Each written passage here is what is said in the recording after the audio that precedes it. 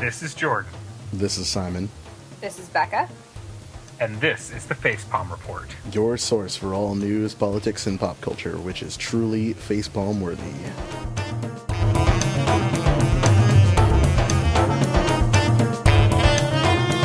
Howdy, folks. We're having a awful people edition of the Facepalm Report today.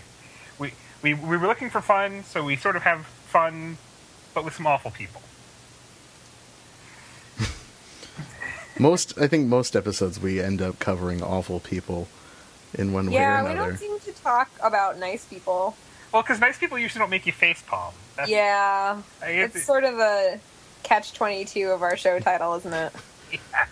Gosh, that John guy bought me like 3 coffees last week, and you didn't even make me pay for any of them. Who does that? Asshole. So awful. Hate that guy. So, yeah, we're going to be talking about... some pretty awful people. We're starting with the writer of the most recent Time article, a Mr. Joel Stein, said that all millennials are narcissistic and awful people, mostly in a sort of shaking his cane at the kids on the street sort of way. And then we're going to talk about one Miss Sylvia Browne, who recently got back in the news because one of her many predictions of your child is dead and you should give up hope, again, turned out to be wrong. I am shocked, absolutely shocked. And then we're going to move on to the CEO of Abercrombie & Fitch, Mr. Mike Jeffries, who said some pretty awful things about people and about how he doesn't want anyone who he doesn't think as beautiful as wearing his brand. So, yeah. Once so you again, can decide which one of those people that you think sucks the most as we have this conversation. Yeah. And we'd love to hear about it in the comments, who you think sucks the most. So there'll be a poll. Yeah. Do you want to win that poll? I don't. Nobody wins, Jordan. Nobody wins. We don't even win. Yeah. But, so yeah, let's start with this Time article. So, it's a little hard to comment on this article because, well, Time puts the article behind a paywall. Which, all us millennials we don't like paying for our news, I guess, is one of the funny problems. But... What a bunch of freeloaders. Well, we'll get into why we're a bunch of freeloaders. There's been enough commentary on it, some of it with large sections to sort of give you an idea. But basically, it's we're lazy, we're self-obsessed, narcissistic, entitled. I mean, I am all those things. I'm willing to own that, but I feel like it's unfair to paint my entire generation with the same brush. Right, that may be an individual concern rather than a generational one. Well, it's bizarre because isn't that the same thing every generation has said about the generation after them? Like, oh, they're selfish, they're narcissistic. They're the me generation. It's interesting, actually. The Atlantic did a rebuttal article which had like 9 different examples of that throughout the last 50 years, basically. I think it was last 50 years, maybe even more. And just like basically every 10 years or so, the media's like, oh my God, the world is going to end because everybody is terrible. And yet, here we are. Still here. Well, it's like because every generation's music was Satan's music. Like, because it was like the people who were listening to Elvis Presley sort of forgot that music was the devil's music when they started talking about how their kids' music was the devil's music. Oh, absolutely. And, I see it even in myself. Like, I'm a high school and middle school teacher, and I spent a lot of my time texting my friend who is also a high school teacher being like, what's the matter with kids these days? Blah, blah, blah. They have no respect. Well, it's like you don't understand what is now in vogue. Culture changes, and it's terrifying to people, and they don't want to admit it. It's like that Simpsons. You remember that Simpsons episode what's the quotation? I used to be with it, but then they changed what it was, and now what I'm with isn't it, and what it seems weird. What's it seems weird and scary to me, and it'll happen to you. It's like I'm terrified of half the stuff that I see out of today's youth. I went back to my high school a couple of weeks ago, and some of it was familiar, and some of it was like, oh my god, why is this popular? What are you doing with your lives? Well, and there's also that thing of, like, if you, especially when you look at, like, teenagers and say, oh, they're self-obsessed, well, yeah, that's kind of part of being a teenager, is you're figuring stuff out, and you're chemically stupid, so, you know, yeah, there'll be some of that stuff that'll carry on for a little while. It would be like, I can't remember the article that, I think it might have been in Slate, someone talking about the Times article, and they said, it would be like looking at toddlers and saying that entire generation is a bunch of sociopaths who will just piss themselves. I think that might have been the Atlantic article. It might actually. But yeah. But yeah, it's like judging the entire generation when they haven't finished growing up yet, because, you know, some of us are still baking. But I also like how it says, you know, that we're lazy, because like we're all not, you know, why aren't you all going out to get a job? Because you tried getting a job.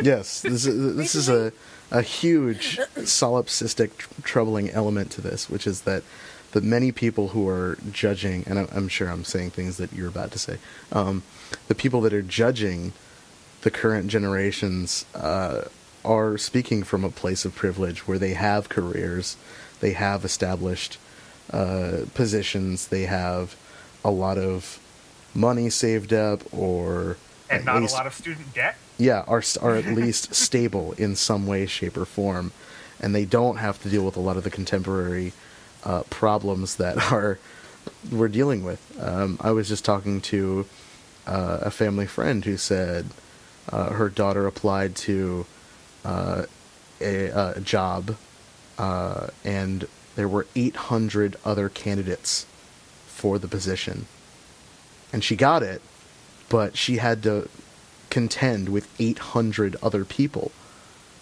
And how many of us have been in those situations, and how many of us of these detractors have had to deal with a similar situation?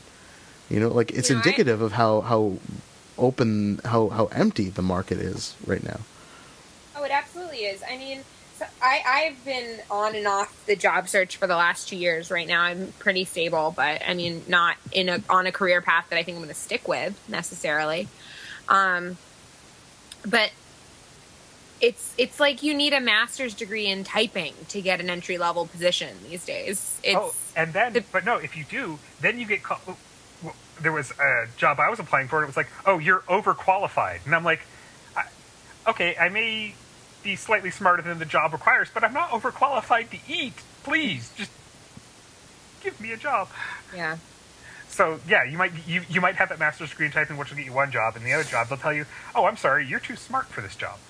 Right. I'm reminded of an incident when the Occupy movement first started back, it's got to be like a year and a half now.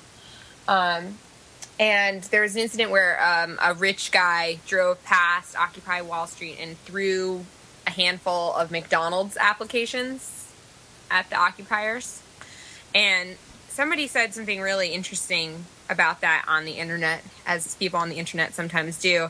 It was like, you know, our generation grew up being told by our parents, you better go to college or you're going to end up working at McDonald's. And now that we've gone to college and we have degrees, they're pissed off at us because we don't want to work at McDonald's. Yep. Well, it's the Daily Show did a bit a while back where they were showing, like, they were telling kids don't go, like, trying to scare kids out of going to college because now you get so much debt and you can't get a job to pay off that debt, and it's like you're burdened with all this money you have to pay back for an education that's not going to help you pay it back. You've got, like, there was another position I applied for. It was for a legal assistant, like low entry level. I was pitted against attorneys Yeah. Attorneys wanted that job because they were looking for a job.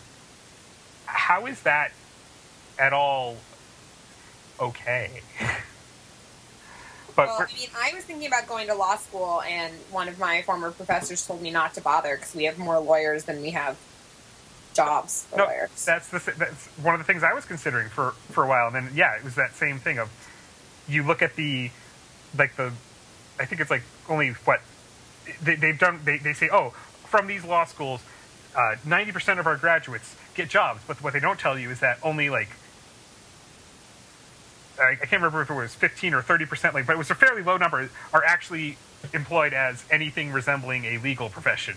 So they were just counting anybody who got a job, not a job that would help them pay off those law school debts. It's this artificial inflation of qualifications.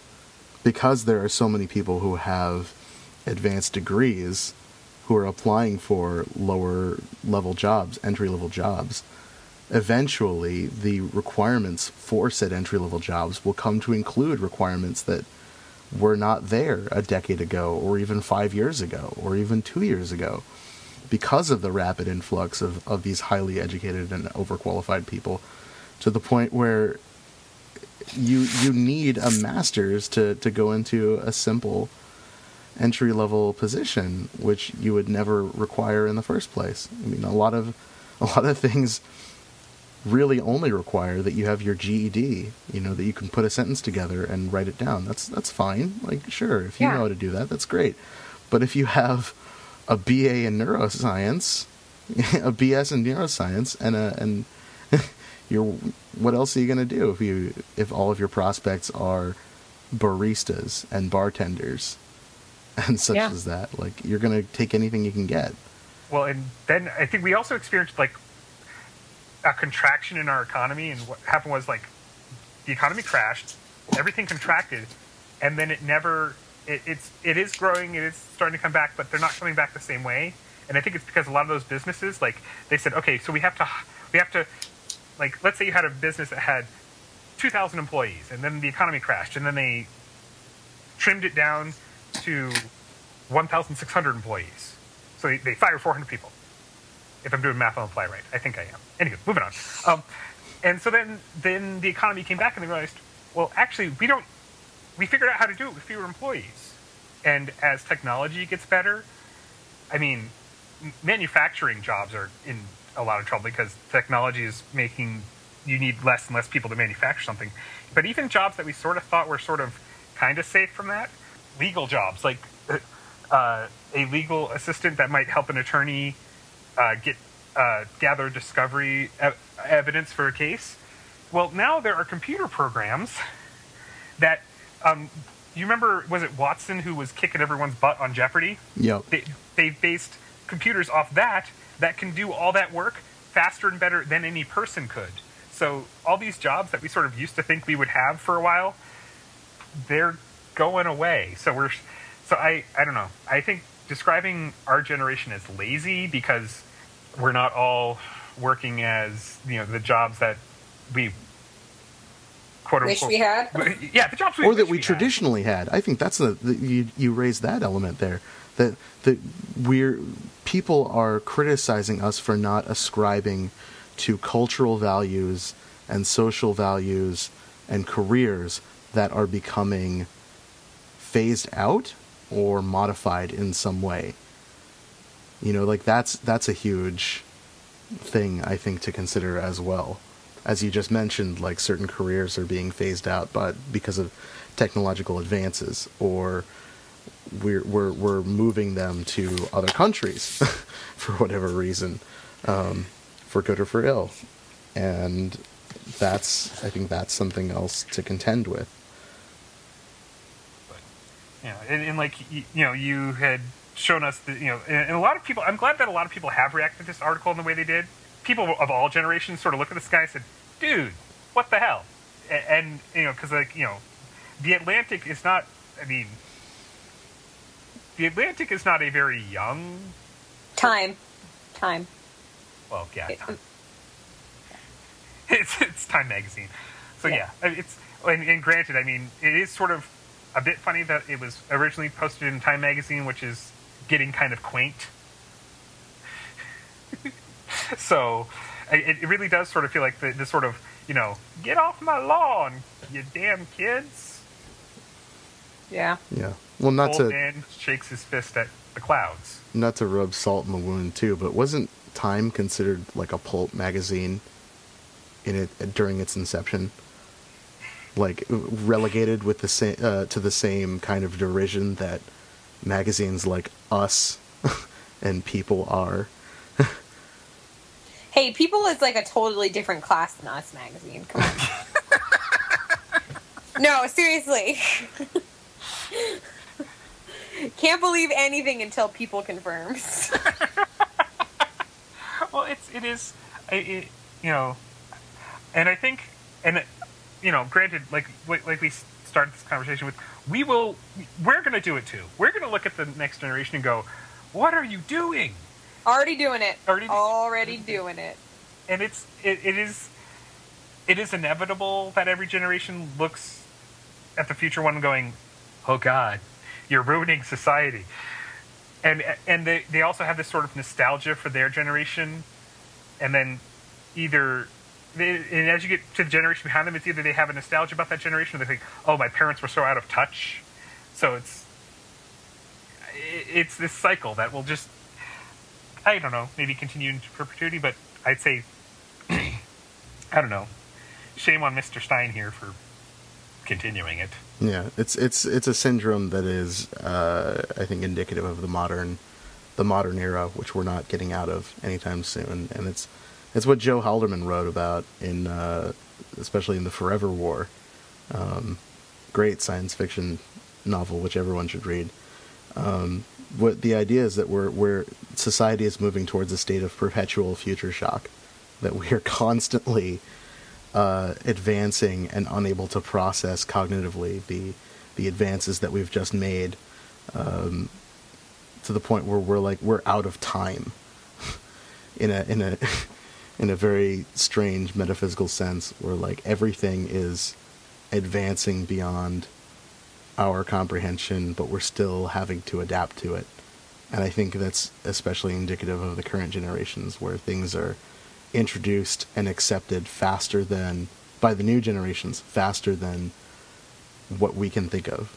Like, imagine, for us at least, in our 20s, growing up using DOS.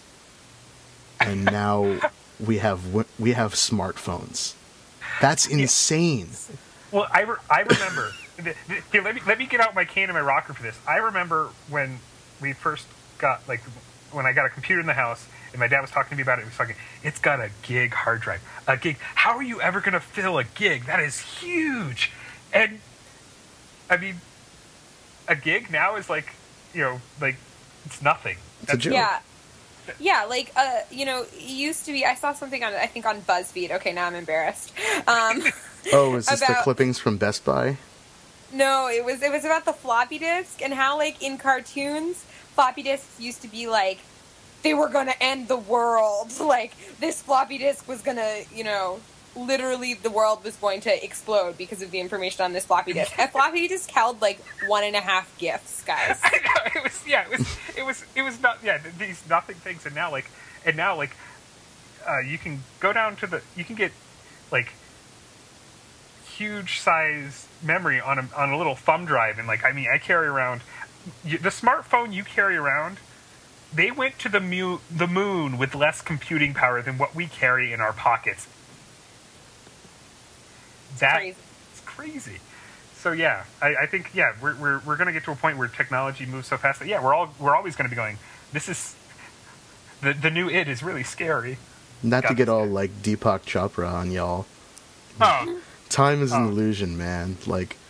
We're all living in the future, but existing in the past. Stop. It hurts my head. Can't. No. Nothing has meaning as long as you ascribe it meaning. Let's, speaking of quacks, I think yeah, let's apply postmodernism to psychics, because that's always fun. So, yeah, so there was a story that broke about several young women who were discovered having been kidnapped for, I think it was like up to 10 years at a time. Like, these women were, they had been kidnapped. And one of them, Amanda Berry, her parents had gone on to the Montel Williams show. And in 2004, and the Montel Williams show, which is now gone, was one of those talk shows. And every Wednesday and occasional Fridays, he had a psychic named Sylvia Browne on, who would, she'd tell people their past lives and the names of their guardian angels. And also, occasionally, people would come on who had, missing family members. And she would tell them, she would contact... Jordan gets really, really upset about this, guys, so just bear with him. Yeah. She would, Spoilers. And she would tell me these things like, "Oh, yeah, your child was kidnapped and taken into a Japanese sex slave ring. Your child is dead, and your child is a stripper in L.A. right now. And when she called you, she was on drugs. And these are actually predictions she gave to parents." And so what happened with this Amanda Berry thing is she said, yeah, your kid's dead. And the mother, her health deteriorated. She died before her daughter was found. So, and now that, again, she's come into, Sylvia Browne's come into the news because, well, they're like, hey, why didn't you know? So, can we just all agree that this is BS, and not the Bachelor of Science, but, see, here's the thing. People, does anyone over the age of 12 believe that the magician on the stage is actually sawing the woman in half? Is that something we can agree on? Everyone... That we can agree on. Yeah. That at least, yes. Yeah, that's an illusion. Most people understand that's an illusion. But when it comes to psychics... people don't get it. And I think part of it is, usually magicians have a persona, but they let you know that they're going to trick you. But these psychics, and every time I say psychic, please envision the air quotes. They don't. They either through self-delusion, mental illness, or just sheer trickery will tell people, oh yes, I speak to the dead. I can see the future. Now, I'm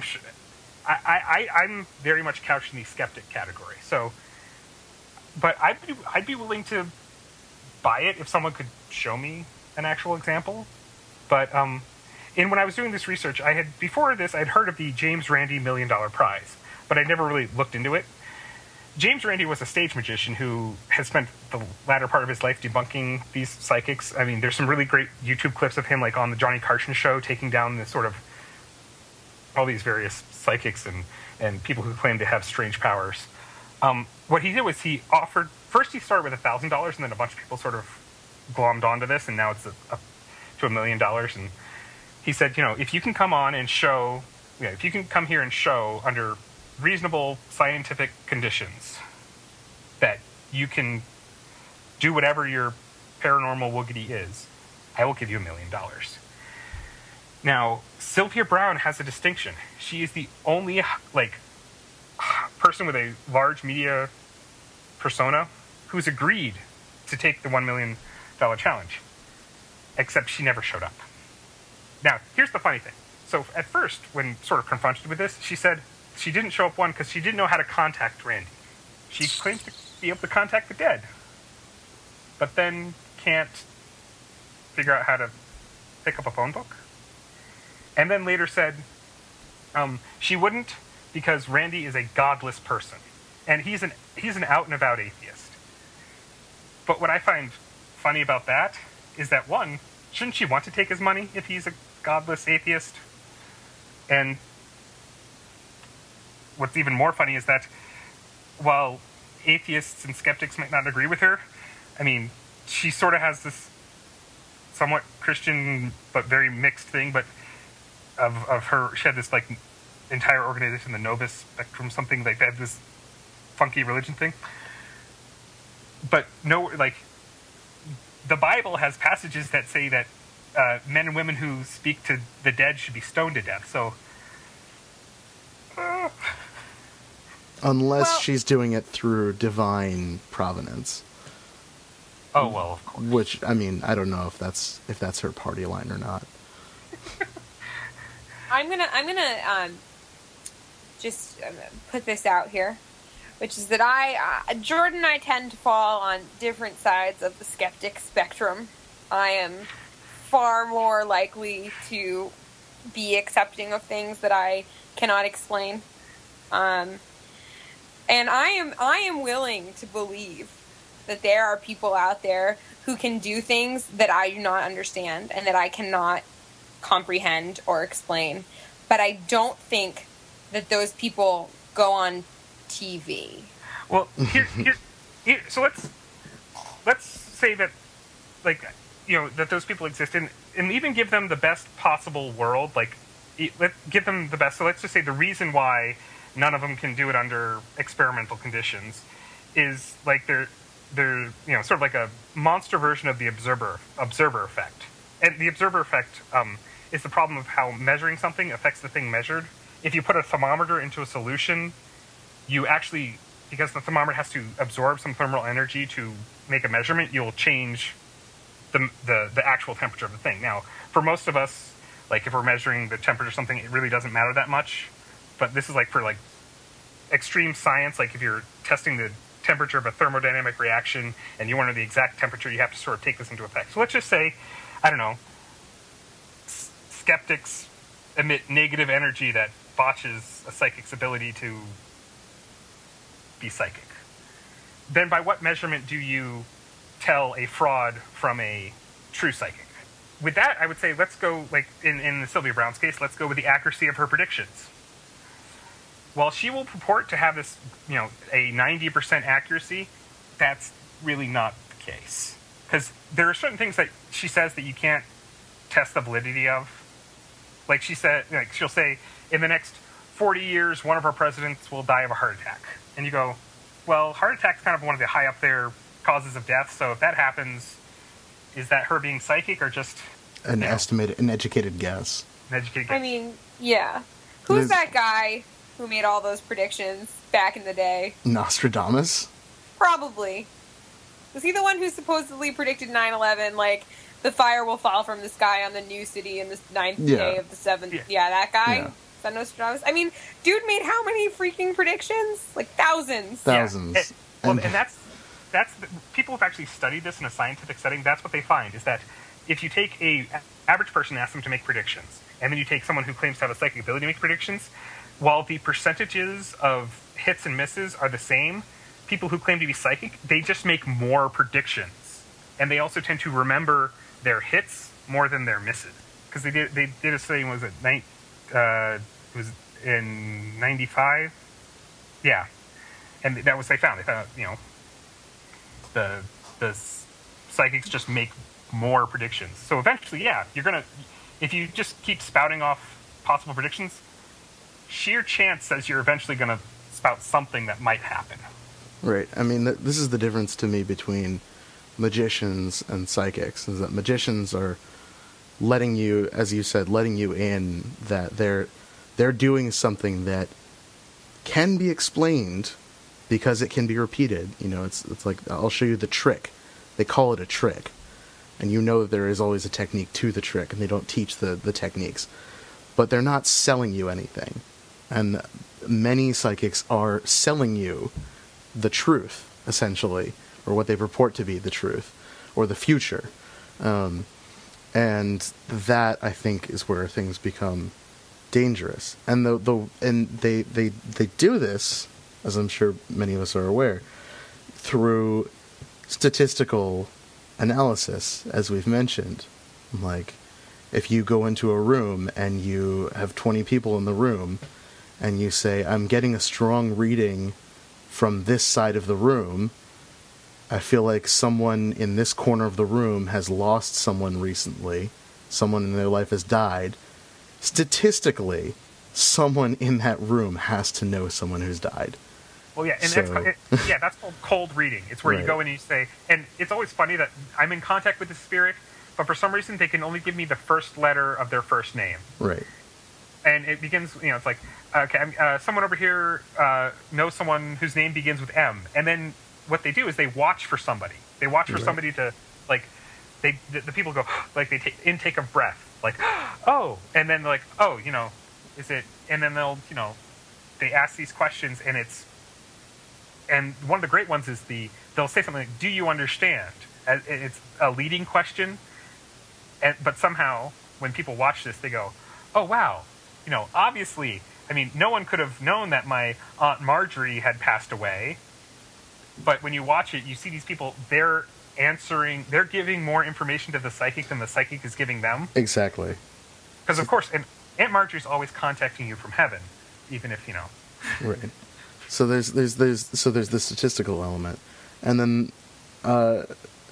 the psychic at a certain point is telling the person what they want to hear, or what they think they want to hear, and the third piece that's directly related to that is that people will add their own significance to things, and we do this with everything. I think everyone has a little bit of a tendency towards seeing the fate or interconnectivity of something like, I did X, therefore Y happens to me for good or for ill. Like, that's karma. Like, I was such a jerk to that guy in line earlier, and then I came out and someone had scratched my car, so that's karma.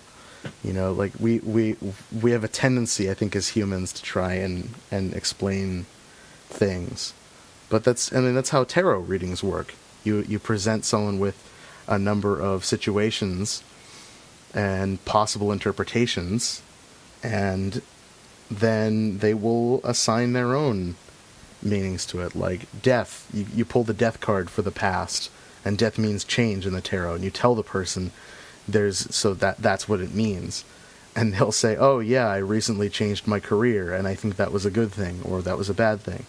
So they're adding their own meaning onto it. So that you're not predicting anything. You're it's like a form of therapy in a way, except when it becomes dangerous, like telling people that their kids are dead. Well, and it's like and like you said, the thing where we see patterns in things, our brains are pattern making machines. Right. And have you ever heard of a Skinner box? No. Okay. It was an experiment that they did where they put pigeons in this little box, and if the pigeon would do something, like first they would have it where the pigeon would do something, like it would peck at a particular part in the wall and a treat would drop. And so eventually the pigeon would learn that if they do this particular thing, a treat would drop. Well, then what they did was they would make it where the treats would drop randomly, and you'd leave it for a while to just drop randomly, and you'd come back and you find your pigeons doing these they'd all take on these weird rituals. Like one would be pecking at this particular point in the wall because somewhere along the lines it pecked at that point in the wall and a treat dropped. So then it began to assume that that point on the wall made the treat drop. So it's like, poor pigeons. poor pigeons. Well, we look for patterns. So yeah, when someone says, "Oh yeah, you the death card," and you're like, "Oh well, yeah, there was that change I made," and I think it does get icky when these people they say, "Yeah, your kid's dead and your kid's alive," and there've been a lot of apologists for her in her own defense. She said, "Well, like doctors get to be wrong, doctors and lawyers get to be wrong." That's true. Doctors and lawyers do get to be wrong. But when they're really wrong, like telling you, like if a doctor tells you you have 3 months to live and that's a misdiagnosis, you get to sue him. You do. You get to take him to court. But since Sylvia Browne's quote unquote powers are so mystical so that you can't, we can't quantify them, you can't take her to court for saying, oh, I'm sorry, the spirits weren't with me that day. What does that even mean? But, it gives you a free ride from legal prosecution. Yeah, no, that's not. It's dangerous. Well, and then you have people like another one that people often do for psychics to explain psychics. Like they'll say that thing like, "Oh, well, we only use 10% of our brain." If I can do one thing in this world, I'd like to disabuse that myth because it's not true. Okay, if that were true, then traumatic brain injuries wouldn't be as big of a thing as they are. There's not just 10% of your brain you're using. Okay, granted, some people don't use any of their brain, but I mean like in the actual neurological sense. Right. It's not like we're a creature with redundant organs in case we get injured. Like we don't reserve sectors of our brain for different processing things in case we get smacked up the head. The brain can rewire itself, like because like you have sections of your brain that control certain things that you do, and that's why when you get a brain injury, it affects different functions. It's this idea of psychics, and right now, like the big psychic right now is Caputo on Long Island Medium on TLC. And she does the same thing. She's doing the same thing that Sylvia Browne does. She's telling people what they want to hear about their passed away loved ones, and she's claiming to have this spirit guide. And what I find sad about that is, one, it's on TLC. I remember when let me grab my cane again and shake it up the clouds. I remember when TLC used to be the Learning Channel. They used to have like really cool shows and stuff that would teach you things. Now it's Long Island Medium and Honey Boo Boo. That's a very enlightening show. It teaches you who to not pay attention to. So, yeah, if we can do one thing, people stop buying into these psychics on television. Partly Sylvia Browne is awful for what she did to those people, and like I said, Amanda Berry is not the only case. There's been several cases before where she's told people things and it's been dead wrong. Either their kid was alive or their kid was dead, and it's happened a lot, and she's caused a lot of people emotional harm. But I sort of blame her, but I more blame the people like Montel who gave her an outlet. Platform. It's just awful. And I think, if we continue to give these people the sort of attention oxygen they need, they will continue to do this. They will continue to abuse people's grief. They will quote-unquote psychics will seek people out after tragedies and say, oh, well, I'll help you contact your loved one. And they do it like drug dealers. The first one's free, and then after that it's like, oh, well, And I don't begrudge anyone making a buck, but if you're making a buck off people like this, it's fundamentally sick. So yeah, I vote for Sylvia Browne as, the horrible person of the week. In defense of psychics, just to play devil's advocate, I do think that there is a line. I do think that people that try to profit off of other people's tragedies and emotions is dangerous, and they shouldn't do that. But I do think that people like fortune tellers and such do have a place, because we've always tried to do this. I mean, just as our minds are pattern-making machines, the need to explain the unexplained somehow, I think, has been a constant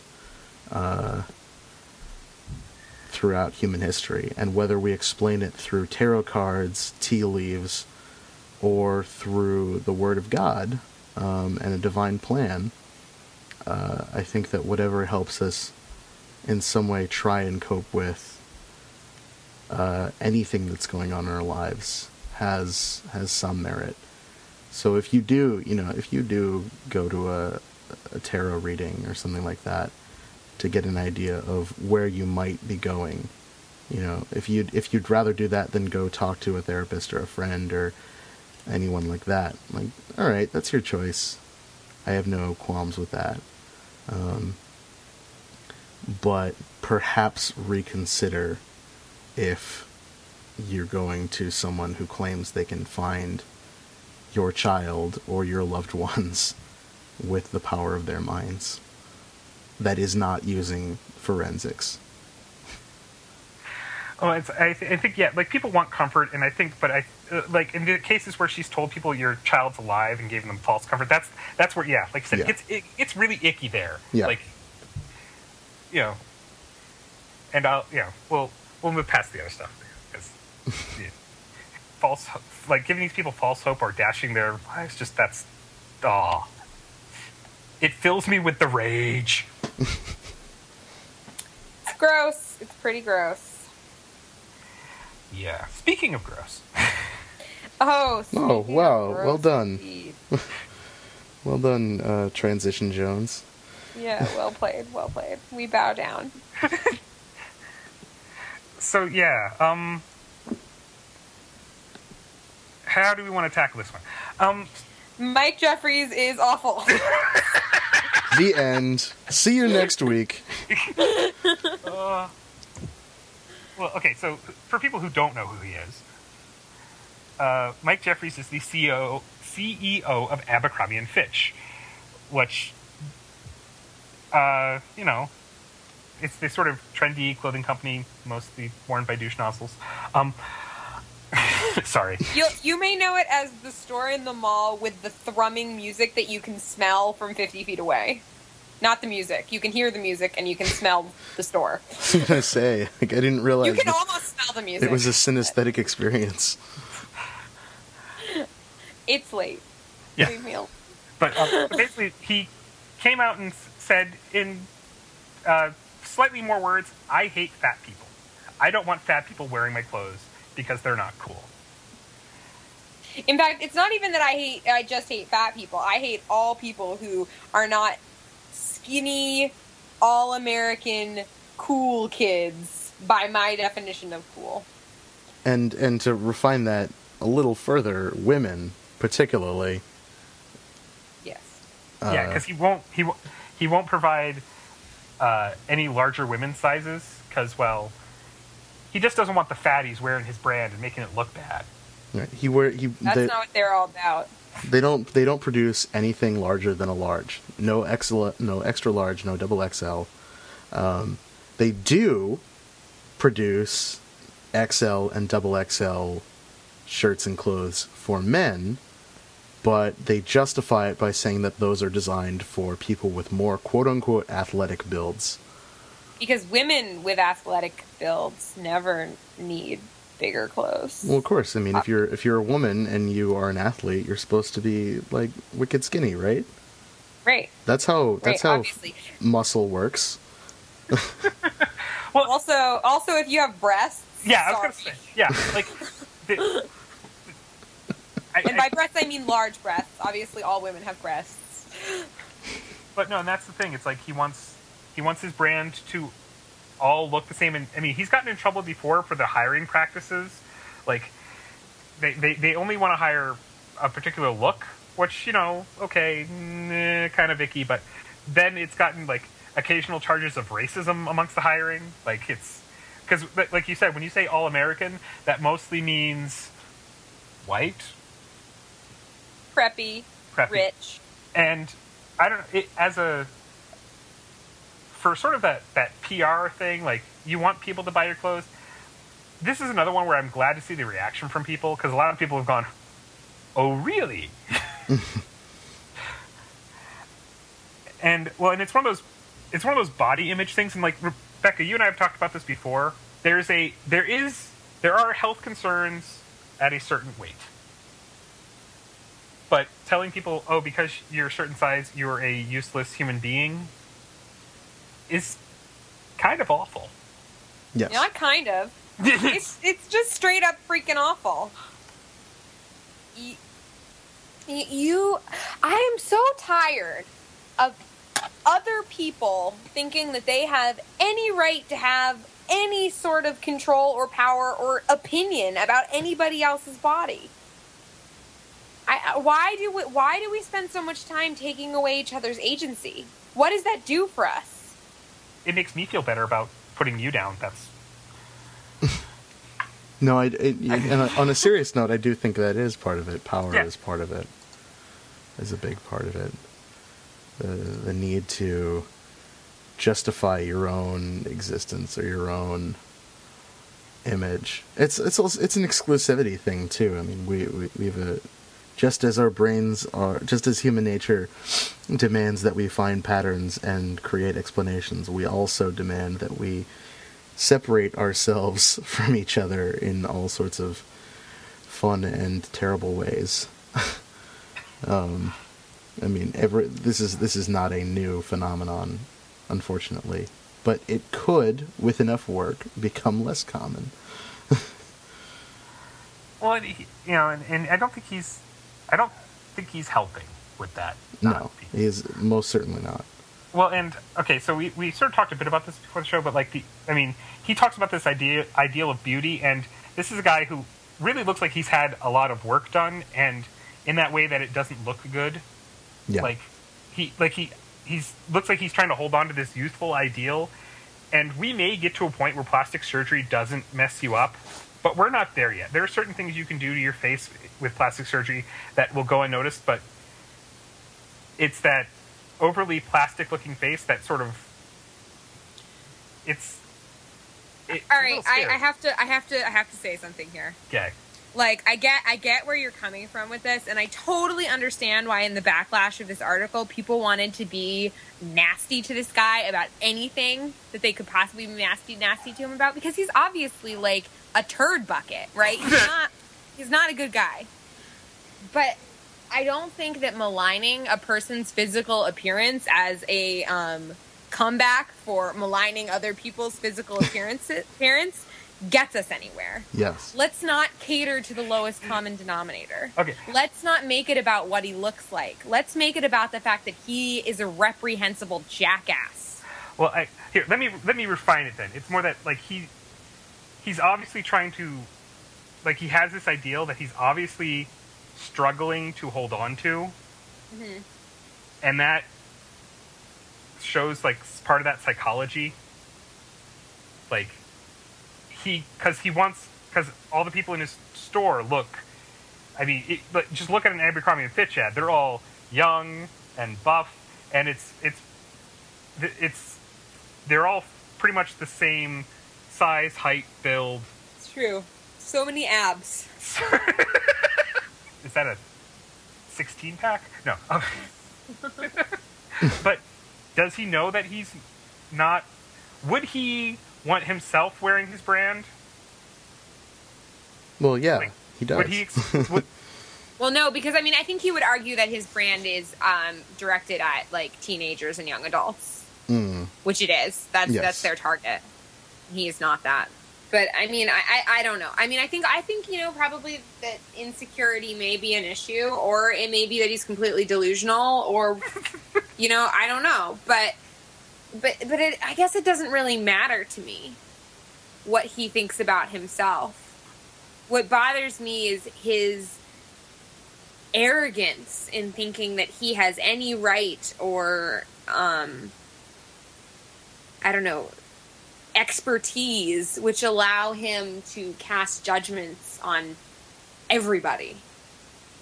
And I mean, to a certain extent, I guess that we all do that. We all judge everybody all the time because we're human and we suck. But I don't have, when I walk through my day silently judging people, and I try not to, but God, sometimes we do it without even thinking about it. I don't have an international platform for my judgment. And I think that when you do have a platform like that, when you are a public figure, when your words are going to reach millions of people and hurt them, you need to think about what you say. And that's what it comes down to, is the fact that this man doesn't know how to be kind. And we need people who show us how to be kind to each other in positions of power. That would be nice. Well, I guess, and probably he would say, well, it's his brand. Like, why can't he, who are you to tell him he can't be an awful person? I'm not. He can be an awful person, but I, as a person who could theoretically fit in his clothing, am not going to buy it because I can't breathe when I go in there anyway. But even if I could, I don't want to support him. So he's lost at least one customer, and I think he's lost a lot more than that. Oh, yeah. yeah, there are a lot of people who have said, wow, even people who probably were this target audience he was trying to be exclusive towards, not everyone who looks like an Abercrombie and Fitch model will say, yeah, I want to be with that guy. Right. And it's not even about what size shirt you wear at a certain point, also about appearance. Like, what about people who have facial features which are not considered sexy for whatever reason? You know, like there are plenty of body types which are quote unquote the right type for what he's going for, but have other elements of their appearance which would not be considered of the image that he's trying to project. It's like there's a couple of things that work there, which is interesting. Are they gonna have people at the Abercrombie and Fitch, like, are just gonna, like, sorry, you can't come in. Your nose is a little lopsided, and if you wear our shirts, then people might associate our shirts with lopsided noses. I mean, it's almost like that. I don't know when the last time you went in an Abercrombie and Fitch was, but I have unfortunately been in them several times in my lifetime. And, I was talking to my cousin about this recently. And she is not a heavy girl. She is not she's not a model. She's not a size 0, but she's not overweight. She wouldn't, I don't think, even like in terms of doctor, like BMI, whatever, she's a healthy weight. And she was telling me how she hates going into Abercrombie and Fitch because they set the store up in a way to make it hostile to people who aren't tiny. They really do. Like, they only go up to a size 10. And you know where they keep the size 10? They keep it on the very top shelf so that you have to, like, crawl up there. And, she was saying, I feel like when I have to do that, it's like I'm advertising to the whole store. Like, I'm the fat girl with the muffin top who has to get up here to get these jeans. Which is a horrible, awful thing for her to have to feel at any size, but particularly when she's a perfectly healthy weight. Why do we do this to each other? Sort of a eugenics element to it. Yeah. Not to, invoke Godwin's law, but... Well, no, just call him a Nazi. It's okay. No, but it is. He's got this. There's this ideal. And if you don't fit it, screw you. Right. And well, I think maybe that I'm hoping that there's enough of a speed bump from this that, because right now he's the CEO, and you only remain the CEO as long as what you're doing enhances the company. I would hope that there's enough of a drop in their sales numbers from his statement that, they might go, maybe we don't want a complete douche nozzle running the company. You could be a douche nozzle, but just don't say it publicly. Keep it to yourself. This unreasonable body image stuff. It's just Did either of you see Girl Model? That documentary? No. About modeling. This is okay. Everyone should watch this because it's great. There's a lot of stuff going on here. But there's these two girls from Russia who go to Japan on a modeling contract, and in the course of the film, they're just so upset at what they have to go through and not being treated like human beings that they just start like binging on like chocolate and candies.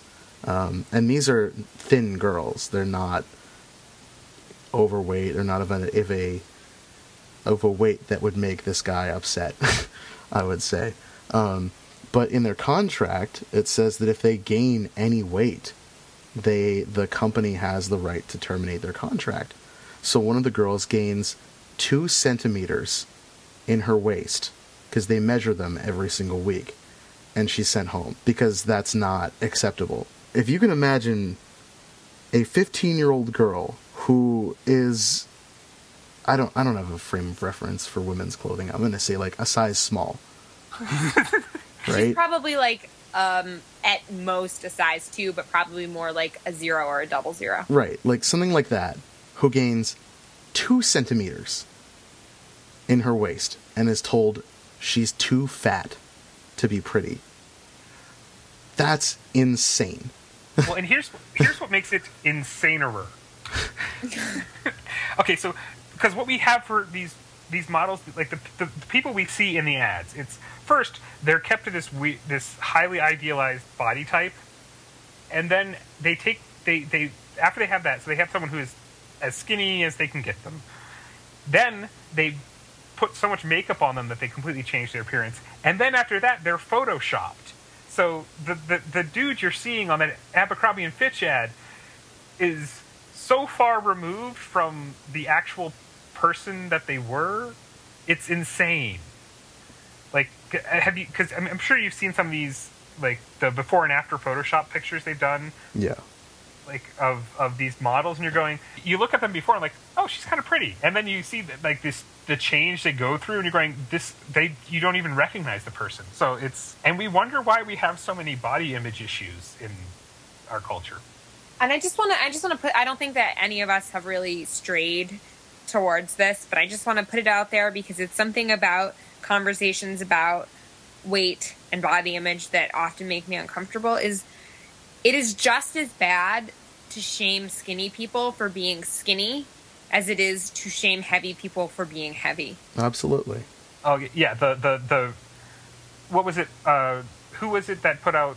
They had mannequins that were like more average sized, and they said, these are mannequins of real women, as if any other woman is a fake woman. If you broaden acceptance, that's good, but if you then instead of broaden acceptance, you just shift it, that's bad. And I think, just like we said, there's a certain point where you can become so heavy that it is a danger to your health. There's a certain point when you become so thin that it is a danger to your health. But if you're naturally bigger or smaller or in between, that's fine. What becomes a problem is when you start hurting. You start having eating habits that hurt you. That's a problem. But who you are, how you're shaped, what you look like, that's great and it's beautiful. And even if you don't think you're beautiful, somebody else does. And that is what we need to remind people, not that stupid CEOs don't think you're beautiful, because honestly, who needs him? Yeah. I think that's a good note to tie up that element of this discussion. But I wonder if we could spend just a minute talking about one of the responses that I think we brought up that's just coming out to this guy who's going around distributing Abercrombie and Fitch clothing from thrift stores to the homeless, which has a lot of interesting concerns. Well, like I thought it was interesting. It was like, oh, so he's futzing with this guy's brand because this brand only wants beautiful people he wants the people who he considers beautiful wearing it. But it sort of felt like using the homeless people as a prop for like, I'm going to bring your brand down by putting it on homeless people. Yeah, it's kind of like when Justin Timberlake and Jessica Biel got married, and they made that video where they like had all the homeless people pretend that they were Justin Timberlake's best friend, and it was really all about laughing at homeless people. Like, when did it become okay for us to laugh at people who don't have homes and to like say that they're bad? I don't. There's always sort of been that element because it's like I have a home. I work. Obviously, you're just lazy. Doesn't, again, like we were talking earlier about the economy. It doesn't matter that you can work 2 jobs and have to live out of your car if you're lucky enough to have a car. Yeah, for all of its problems, Nickel and Dimed does have a lot of good insights into how unrealistic it is to expect anyone to be able to live on minimum wage. But this guy, it's good that he's giving clothing to people who need it. And it's interesting that he's choosing to pick people who are considered untouchable for this brand, which is supposed to be sexy. Like there's a certain element of that I appreciate, but at the same time, it's the fetishization of poor and homeless people as being powerless, as being objects and billboards for a particular cause, Like, when you watch the video, he just walks up to people and gives them clothing. And they don't seem to notice or care or want it in the first place in some cases. Like, someone sitting on a corner living out of a lean-to made of trash bags and cardboard, and he just drops a pair of, like, what were once $200 jeans in their laps and pats them. And it just struck me as disgustingly patronizing. And there are channels that you can go through for this kind of thing. Would it not have been better to just make a video of him going to the thrift shop, buying the clothing, and then giving it to a shelter? That is just as empowering, because the shelter knows how to give it to people in a way that is helpful and not demeaning. You know, these people weren't asking to be turned into a meme on the internet. You know, there's a very exploitative element of it, which is problematic. I mean, I think even then, even if you're giving it to a shelter, there's still something a little gross about saying this CEO only wants people who are cool and pretty to wear their clothes, so I'm going to give them to the least people cool. without. Yeah, like right. obviously, you know, it's. I'm saying that, you know, by doing this, he's saying that these guys are uncool and it's icky. You know, like you said, it's.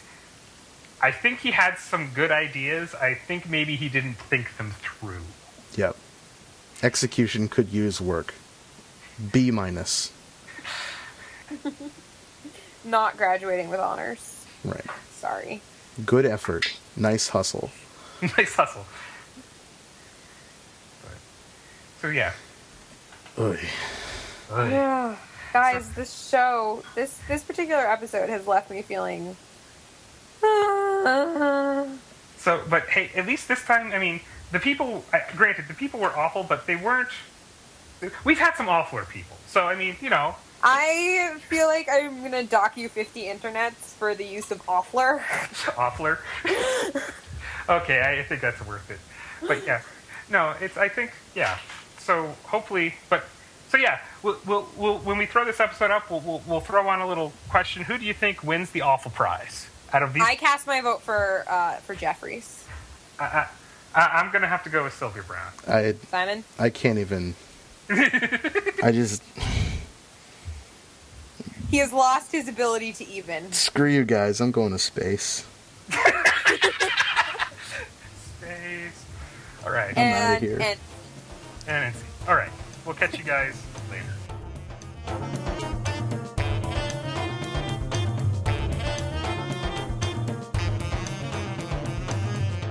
If you have a news story, political blunder, or pop culture tidbit that makes you facepalm, we'd love to hear from you. Send us an email at facepalmreport@gmail.com. You can also find us on Twitter at facepalmreport, and we're also on Facebook.